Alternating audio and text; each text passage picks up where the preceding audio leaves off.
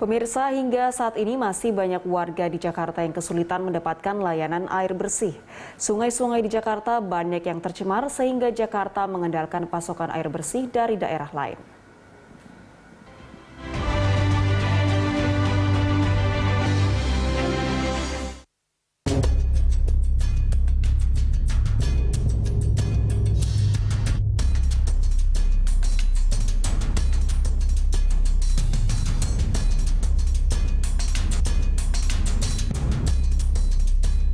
Warga Jakarta terutama yang tinggal di permukiman padat penduduk hingga kini masih banyak yang kesulitan mendapatkan layanan air bersih.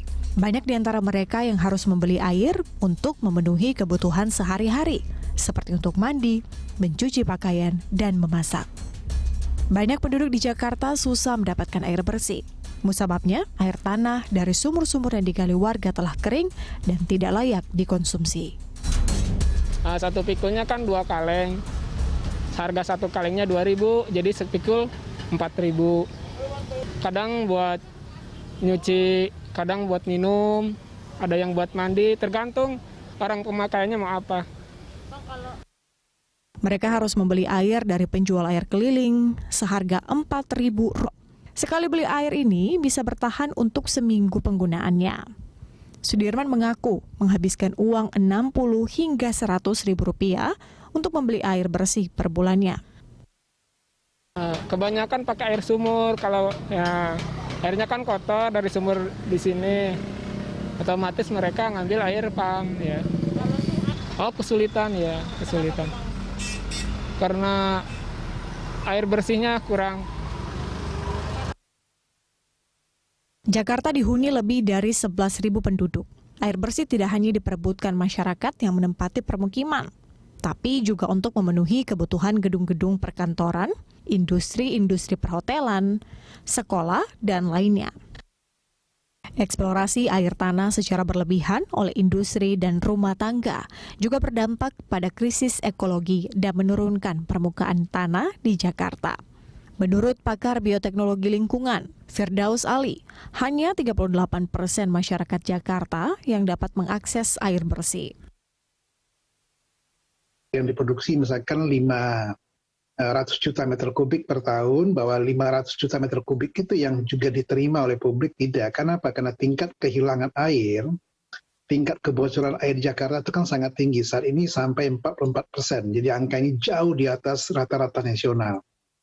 Jadi makanya saya menggunakan angka yang real itu adalah baru 38% yang terlayani oleh air perpipaan. Angkanya sangat rendah dibandingkan dengan Singapura, dibandingkan dengan Kuala Lumpur, dibandingkan dengan Bangkok, dibandingkan dengan Manila.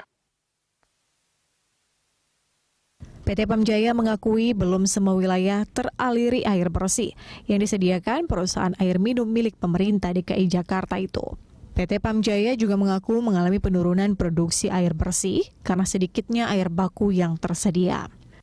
Ditambah lagi persoalan kebocoran pipa PDAM yang kerap terjadi karena berbagai faktor, sehingga masyarakat kerap berhari-hari tidak mendapatkan pasokan air bersih dari PDAM. Jadi ada kebocoran yang sifatnya teknis dan sifatnya komersial. Kebocoran yang sifatnya teknis adalah kebocoran yang diakibatkan karena jaringan perpipaannya mengalami kerusakan. Dalam hal ini adalah burst, leakage, terus kemudian sambungannya tidak sempurna sehingga terjadilah kebocoran itu, atau kemudian terjadilah burst gitu ya, terjadilah air yang kemudian muncrat secara besar gitu ya. Itu terjadi karena memang faktor teknis gitu. Itu adalah kebocoran fisik. Kemudian ada kebocoran yang sifatnya komersial. Ya, kebocoran sifatnya komersial itu adalah kebocoran yang diakibatkan karena penggunaan meternya kurang akurat, terus kemudian data yang tidak akurat, terus yang ketiga adalah adanya illegal action gitu, illegal tapping, illegal consumption, yang mengakibatkan air yang dipakai itu tidak kemudian terrecord oleh kita.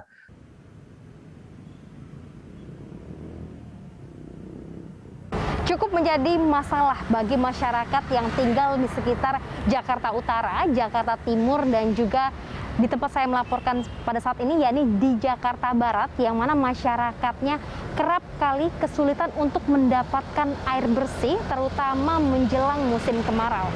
Menurut pakar bioteknologi lingkungan dari Universitas Indonesia, Firdaus Ali menyampaikan dari 13 sungai yang dimiliki oleh DKI Jakarta, hanya 2 sungai yang mampu dikelola untuk menjadi air bersih dan juga air minum. Lalu, kemana 11 sungai lainnya? Jakarta sebenarnya memiliki sungai-sungai yang potensial menjadi penyedia air baku sebagai cadangan air ketika musim kemarau. Namun sayangnya, sungai-sungai yang ada terkontaminasi limbah industri dan sampah rumah tangga. Karena itu 82% kebutuhan air bersih di Jakarta bergantung pada pasokan air dari Waduk Jatiluhur di Jawa Barat, 16% dari Sungai Cisadane, dan sisanya dari Kali Pesanggerahan dan Krukut.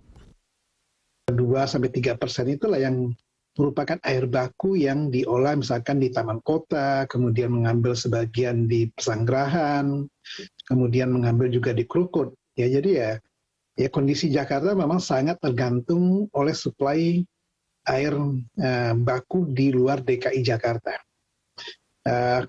Penata di daerah hulu juga akan menentukan ya bagaimana debit yang masuk ke DKI Jakarta tidak ya ekstrim besar debitnya pada musim hujan dan tidak kering pada musim kemarau.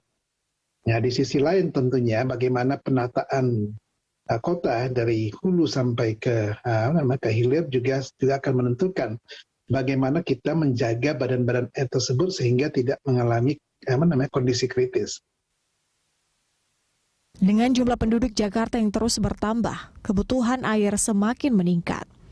Air sungai yang seharusnya bisa diolah kembali menjadi air bersih, kini sulit ditangani karena tercemar. Upaya normalisasi sungai yang ada juga menjadi problematika tersendiri. Ada peran dari pemerintah pusat, karena ketika kemudian air bakunya itu melewati dari lebih dari satu provinsi, maka itu adalah pengelolaannya, itu adalah pemerintah pusat. Ada beberapa spam regional yang saat ini sedang dijalankan, dan memang itu membutuhkan investasi yang besar, dan kita dialokasikan cukup besar, 7.200 liter per detik dari Jatiluhur dan Karian, itu akan due di 2024 dan 2025 gitu ya. Nah, ini yang kemudian saat ini kita lakukan untuk bagaimana kita bisa memastikan itu bisa kita kelola dengan baik. Krisis air bersih di Jakarta sebenarnya adalah masalah klasik yang terus berulang di ibu kota negara. Upaya normalisasi sungai dan membendung pencemarannya masih belum maksimal. Pemprov DKI Jakarta perlu mencari solusi jangka panjang untuk menjawab ketersediaan air bersih bagi seluruh penduduknya. Jika tidak, selamanya penduduk Jakarta akan sulit mengakses air bersih dan harus mengeluarkan biaya yang besar untuk mendapatkannya. Widya Angkita, Adi Suherman, Berita 1, Jakarta.